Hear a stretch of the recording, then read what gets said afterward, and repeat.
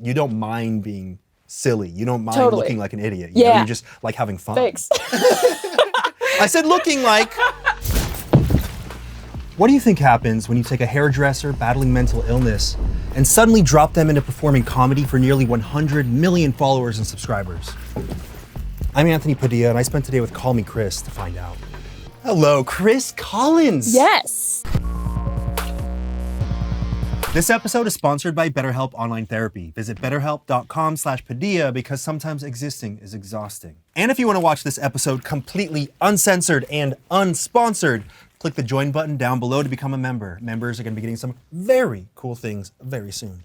Anyway. Do you want to know my full name? A lot of people okay. don't know it. Yeah, is this like a reveal? Yeah, it's Okay. Christina Lee Hallowell Collins. Why 4 names? Just like... Because my parents hate me. My dad wanted me to have his last name. My mom wanted me to have hers. And now it's a nightmare in airports. I don't even want to talk about it. But anyway.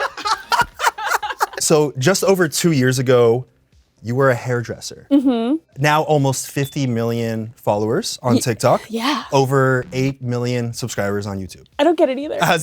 Are you able to be like, oh yeah, that's me. That number makes sense next to my name. I don't know why you invited me. Like, I'm in a constant state of imposter syndrome. Like, it's amazing. It's crazy. It's happened so fast. Yeah.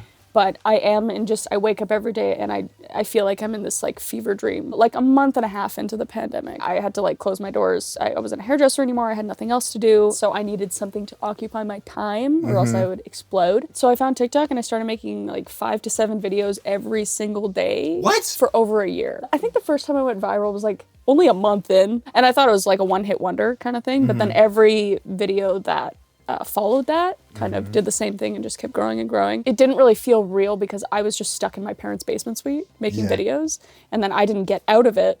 Oh, they didn't trap me down there. Okay. I was gonna let you finish your sentence, and I was gonna ask. People recognized me and stuff, and that's kind of when it started to feel real. But I still went back to hairdressing until I was like well over 15 million because I didn't think that this was a job.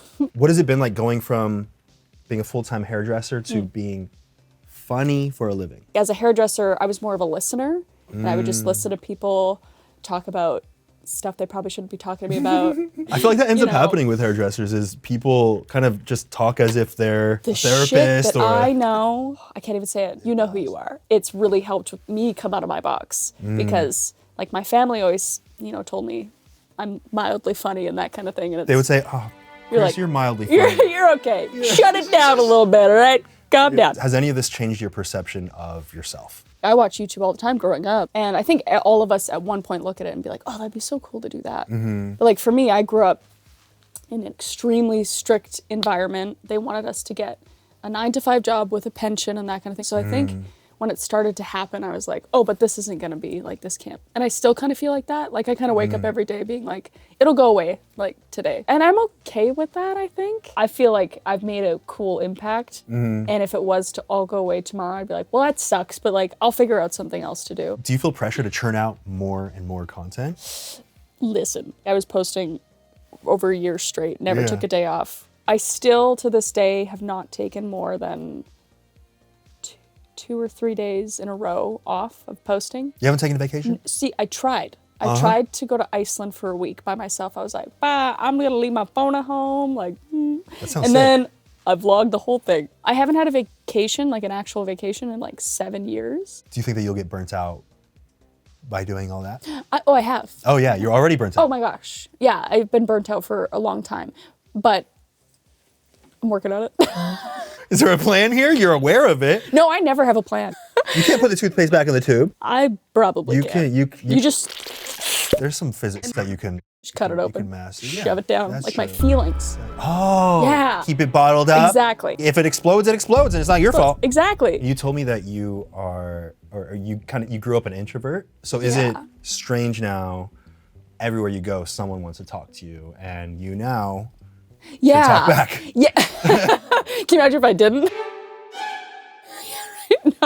No. Like I said, like I'm cool to talk to people, but I definitely have like a social meter that depletes really, really quickly. It's like being on all the time because if I meet somebody in public that watches me, I want them to have the best experience they can Right. with me. I've met people before, and they're like, "Oh my God, are you Anthony Padilla?" And I'm like, "Yeah, hi." And then they're standing there for a moment because it's kind of like sometimes you don't know what to say especially when they're just like, Yeah. and then they're like, "You're not as funny in person." Yeah. They've literally said You're kind of ugly, to be honest. You're not funny. I'm like, what the f do you expect me to do? Kids are the worst for that too. Yeah. Why are your hands so big? Like I started with those damn tiny hands, man. They're haunting me every Why? day. Because they want that people The want kids nothing want but it. tiny hands. They hate it when they see my hands are actually kind of small. But But they look big compared to your tiny hand props. anyway, so I carry tiny hands like everywhere I go. What has been your wildest fan experience? People that come up and they don't know who you are, but they see Yeah. you're taking photos with other Yeah. people. Like, I don't know who you are, but this is just in case. Like, this is an insurance photo. That happened to me all the time, especially because I used to have this very prominent emo hair, and people would be Yes. like, "Who is it? Oh, are you Never Shout Never? Give me are you Brandon Urie?" And it Oh my was, God. people would take pictures with me without ever knowing who I was. Yeah. That's really weird. It is really weird. Like, I would never do that. No. I'd be like, I don't know who you are, but I'm gonna take a photo with you. It's like an insight into the human psyche where they just want to be part of Yes. something. Yes, that's Right. exactly what it is. VidCon was crazy because it was like hundreds of thousands of people and like couldn't walk around and do that kind of stuff. And I was like, wow, this is weird. Yeah. Because I feel like, I don't know, like just like a regular Joe, Yeah. you know, like a moron. I'm a regular moron. Should I start More that again? special. Hello, regular Joe. Good to meet you. me. I feel like the thing that you're doing that's special, it's almost like you can't quite put it into words if you don't experience it. Yeah. And when I posted that I was going to be interviewing you, so many people said that you've changed their life, you've inspired them. And I think a huge part of that is you can kind of tell that you just enjoy doing it. You don't mind being silly. You don't mind Totally. looking like an idiot. You know, Yeah. you just like having fun. Thanks. I said looking like. No, it's all right. I'm an idiot. That's all right. No, but it's true. I really don't care. And Yeah. I think that's maybe a big part of it too. Yeah. A big part of being like a woman in the space, Yeah. especially the comedy space, too many people care about maybe how they look or what Mm-hmm. they're joking about or that. And I like try to tread carefully, but also trying to like cross through those parallels of like what I can joke about, what I can't joke about. When I grew up watching like Brandon Rogers and that kind of thing, he just didn't give a shit. He was just dressing up and calling people out on their shit and doing this. And I'm like, I hope comedy gets back to that space. I think it's important to like be okay with looking like an idiot. Well, I think that you're actually helping to bring that back in a big I hope sense. so. I mean, I guess I put on makeup today. I dressed up for you. This is about as dressed up as I get. Like, it doesn't get Well, you any look better damn than this. good. I was gonna come in sweats, but I was like, nah, I'm gonna put on all leather, which is super smart under these really hot lights. Yes. I hope you're nice and toasty. I'm good. I hope we're melting off all your makeup. Yeah. How do you think humor shapes your life? I don't think I'd be here if I didn't have the people I looked up to, like Robin Williams and Jim Carrey. It's really rounded me out as a person, and my whole personality maybe revolves around it now. And maybe I've talked about that in therapy, maybe not. And maybe I go into accents. Another thing. Sorry if I comedy do being that. kind of like a coping mechanism. Yeah, for sure. Which I think it is for like anybody really. I think space. they say that most funny people are use comedy as a way to cope or mask or look at a negative situation with humor instead. It's totally true, and it is who I am. But I'm also very transparent online with that I do use that to mask. It's not like a secret. Me making other people happy makes me happy. So maybe it's a little bit like selfish because I'm just like, I want to put all this content out, see how people react to it, and if they're really positive, I'm like, oh, that's awesome. Not necessarily about the numbers, but more about the reaction. Yeah, when I first got started creating comedy sketches with Smosh, that was the biggest drive was seeing the feedback, seeing that people were affected in positive ways. They were able to see that maybe life's not so serious. Maybe all the negative things that they see in life, a little spin could be thrown into their perspective, and it would actually be kind of funny. Yeah. Absolutely. That's like the whole point of why I do it. And with my type of comedy too, like I try to put in, jokes about mental health or addiction or that kind of, like I have characters that are alcoholics that like go to AA meetings and like usually you don't kind of see that anymore. Yeah. And it's people don't even really realize that I'm doing that, I think. But then they can also resonate it in a way because like I grew up in that kind of space. So I'm like, it helps me to kind of joke about it. You even mentioned that you had therapists with multiple S's. Lots of S's, yes. How many pists? Like a lot. Like a lot. I've had a therapist literally tell me that I'm just too self-aware and that there's nothing she can do. I was like, oh no, it's all downhill from here. They're like, I guess I'm just listening. They're like, yeah, that happened to me as a kid, but I think it was because of this and this and this, and this is probably why I'm like this. Or like I was gonna say that. She tossed the notepad and she's like, I got nothing to say. You've been fired by a therapist. But I kind of appreciated that. Like if she knew out of the get-go that she's like, I don't know what to do. And I'd be like, that's been me my whole life. Do you think any of the characters are parts of you yourself? Yeah, for sure. Like one of my most beloved characters, Riley, who's the one with the little hand and the Colorado toque. Or beanie, as you say in the States. Yeah, why is it called a beanie though, actually? Now that you bring it to beanie? Yeah. Where are the beans? I don't know. Those are like those little beanie bears that you used to get. Oh, like a beanie baby. Yeah, it's like a beanie baby. She like represented me as a child. I was very mischievous, like always trying to crack jokes. Maybe I was always called like an old soul, maybe a little smarter than I should have been like as a kid, or maybe too curious. And then like Janet, her mom, is like who I'm afraid to become. She's like a wino mom. She was maybe represents a lot of my clients I had when I was a hairdresser, who just hates her life, doesn't really like the fact that she has kids, that kind of thing. But after the haircut, she was like, you're like, how do you like it? She's like, hate it. Yeah, exactly. Thank you. Exactly. It's interesting that you say maybe too curious. I don't think there's any issue with being curious at all, but we're told when we're young to stop asking why. Yeah, to just do the questions. thing, to just listen. Yeah, don't ask questions. Especially growing up in a strict household. Yeah. Or, I love my parents, by the way. They're probably watching. Love you. I was in a strict religious household, and I just always had questions about like, well, why is this happening? Or like, why did this happen? Like if we're reading the Bible or something like that. And I have nothing against it. I think I grew up with good morals and all that. Got kicked out of Sunday school because I was asking too many questions. And I think it's good to ask questions. That's kind of f***ed up. You wanted to know too much? You were too curious? Yeah, I was just curious as to how, this guy walks on water and changes water into wine. I was like, how does he do it? Like, I don't understand. You're like, is it a metaphor? I was like, tell me the secret. Like, I want to do that. I don't want to be Jesus. Please don't clip that. But you know what I mean? You literally got kicked out of Sunday school. I had to sit outside. They're just like, okay, you need to, you're like, you're turning the kids the other way. They're like, yeah, what she said. What's going on with that? You're making the other kids ask questions. Yeah. They're supposed to just fall in line. Making it sound so bad. I mean, get her out of here.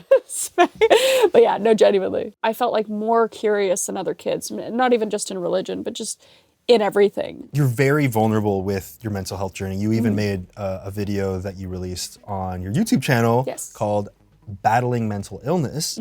That was one of the most raw videos I've ever seen of someone, especially who has as big of a following as you, talking about their struggles. Looking at the comments, there's so many people related and really appreciated you being transparent, because so many people are going through very similar things, and a lot of people just don't want to get into that. They don't want to seem weak. Yeah, no, that's a huge part of it. And I mean, especially, let's just talk about this space. Like, you don't want to look like that. Like, you want to be somebody's positive the whole time. Yeah. And that's kind of hard to just open up and be like, hey, I'm not good.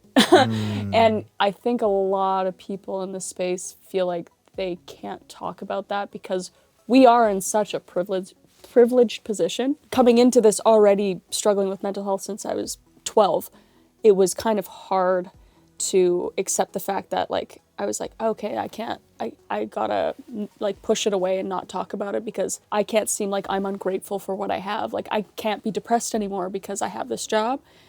But then I was like, I don't think I'll be able to like keep that up. So I was just like, I just sat down with the camera and I was like, listen. I was like, I just put it out on the table and I had no idea how people were gonna react to it. And like you said, it was just, people like welcomed me with open arms and they were thankful or they could relate to stuff or that. And I'm like, okay, this is good. So they know I'm a person. Because I think people, those lines get blurred and they're like, oh no, they're just some person that sits in their studio and they're just like an NPC. And then they just turn on. They're just breathing like this? Yeah. Like, because otherwise you wouldn't know they're alive. Exactly. Right? So, exactly. And I didn't even think it would humanize me at that point, but I think that's kind of what it did. I think that's part of why it's inspirational is, you know, people can look at you and say, I deal with a lot of the same things that you're going through, but I can see that you can push through that. Yes. You can, be funny still. You can have a sense of humor about the world. And I think that's what inspires people to be more like you. Yeah.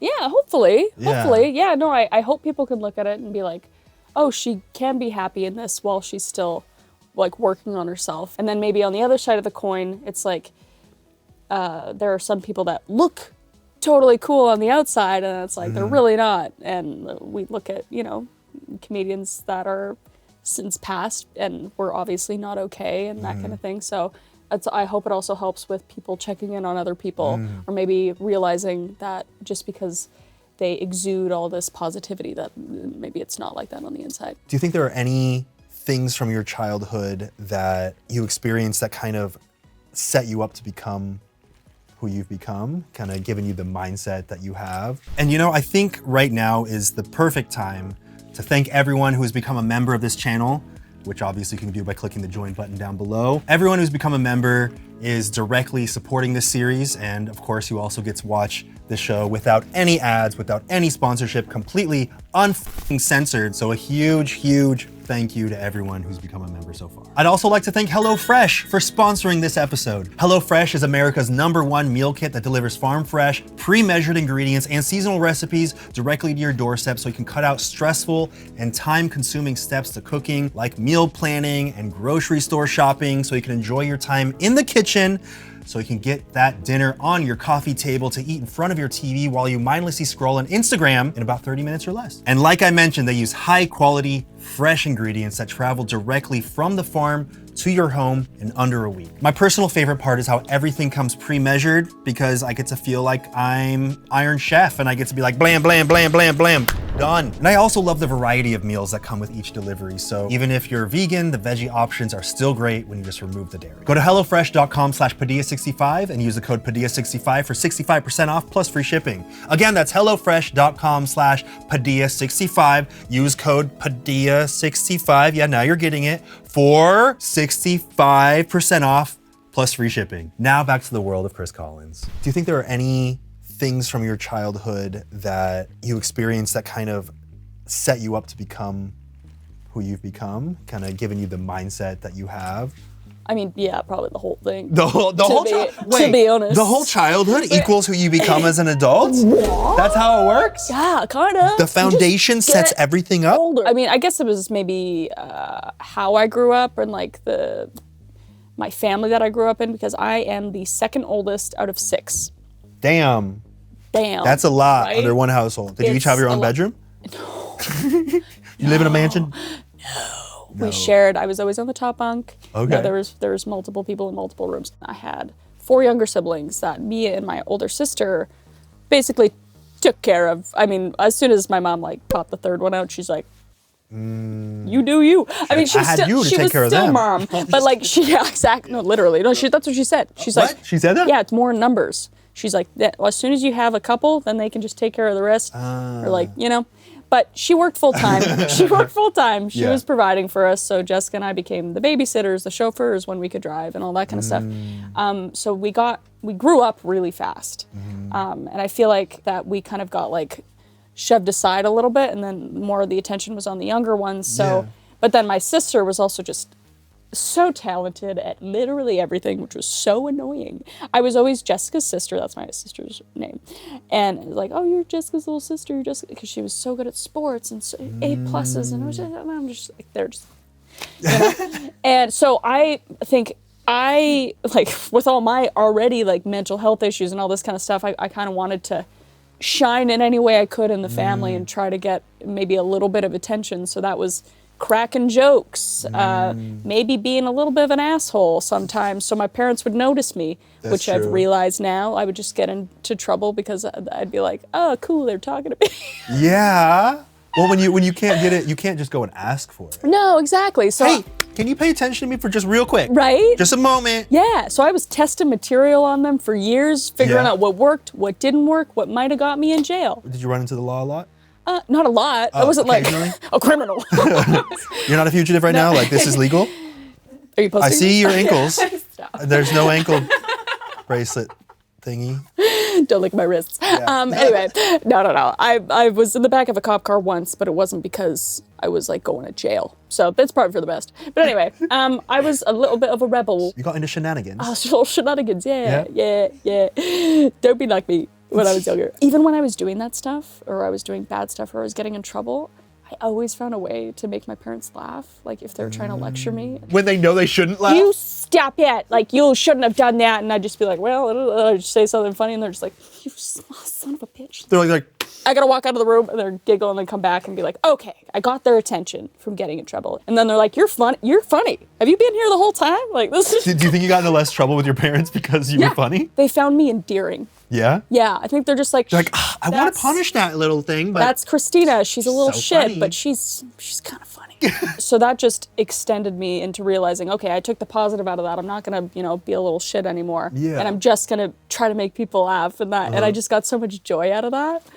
Growing up, you would go to school, you would make people laugh, you would be, a very carefree, kind of fun person. You would come home, and then that mask, it was too much for you to, much weight to bear. That's when I got in trouble. Like, cause I would be like, you ask anybody I went to school with, and I was always on, like, always trying to, like, nobody knew, even my best friend, until I made that video, the mental health video, she didn't know that I was struggling. And I got in trouble a lot at home because I was just an ass to my parents and my family because I was tired. Like, I was so tired of like holding that mask up all day. And I realize that now. I didn't realize it back then. And it was more stigmatized back then. Like, I didn't feel comfortable telling my parents. I didn't even really know what depression was or whatever. So until I grew up with people, a close friend of mine that took his life because of it. And I think that's kind of what like triggered me to ask my parents for help. To see the reaction of everybody after that happened was awful, and my own, because like you think about it, or you think about not being here anymore, and it's nothing to you because you're like, well, it's just me. Nobody's gonna give a shit if I go. But then if somebody close to it happens, Yeah, you're kind of like, why didn't they tell anyone? Why didn't they ask for help? Why didn't I know? Yeah, exactly. But like, and then I look back at myself and I'm like, oh wait, I'm not talking to anybody, and I'm letting it fester, and like, I don't want to get to that point. So. And you're putting up a mask when you're in public and no one would ever know. Yeah, no, exactly. And that's by design, and I feel like a lot of people do that. And me saying like, I hate the sound of my own voice is like, I did when I was younger. Like, usually if I'm sitting down and having a serious conversation like this, like I'm trying to find ways to make this light and make it a joke, but so I have to work on not doing that because that's what I always did. And I just don't like people looking at me like, you're looking at me very seriously right now, and I'm just, you know what I mean? Like, yeah, it's very vulnerable for a lot of people. You don't like when people look at you seriously? Like, it's hard for me to stay in a serious conversation. Because like, it makes me feel like vulnerable, and I don't want people to feel like pity over me. I don't want people to feel like I'm a burden to them. It's like, that's what you do naturally as a person. Like, I have friends that have opened up to me, or family members that have opened up to me about depression or addiction or something like that, and you want to keep checking in on them, but you also just need to treat them like a human, because that's all I want. It's like, you can have the concern, but it's hard. I wonder if any of that comes from being one of the older siblings, feeling like you had to be the adult or caretaker in some sense for certain parts of your family, because I dealt with that kind of feeling as well. Growing up in a household with a single mother, and then, my brother's dad, who was in the family, he left abruptly. My grandma, who was in the family, died. And then my mom, who has agoraphobia, had no way of getting out of the house on her own. So I felt like it was my responsibility. I think for a large portion of my life, I felt like it was my responsibility to make sure that I was not a burden, because the people in my life that were closest to me already had so much burden, and I wasn't about to be the reason that pushed them beyond their means of burden that they were already experiencing. Yeah, no, I get that wholeheartedly. And that's like, yeah, that's a lot to take on as a kid. Like, so you naturally grow up in that space where you're just like, okay, everybody's really fragile right now. And I am a bull in a china shop. Yeah. But I got to be the tiniest bull. And yeah, no, exactly. So, and hopefully you don't feel like that anymore. I know I'm working on it, but it's hard. It's hard. gotten a lot better, especially because I've been able to talk about these feelings Good. with Yeah, my yeah. mom now, Oh, with my good. parents now. Yeah. And just them knowing that I felt like that Yeah. has helped a lot. And I think it's given them perspective to know, to come from more of a perspective of not making me feel like I need to be the parent anymore. Good. Which is, Yeah, that's huge. But Yeah. yeah, very similar. what is it about doing what you do that brings you the most joy? Seeing the joy that it brings to other people. That's easy. I think it gives me purpose. And maybe that shouldn't be for a lot of people with their job, but for me, it has worked out that like my job fills me with joy, and it gives me purpose, and it fuels me to continue to do what I do.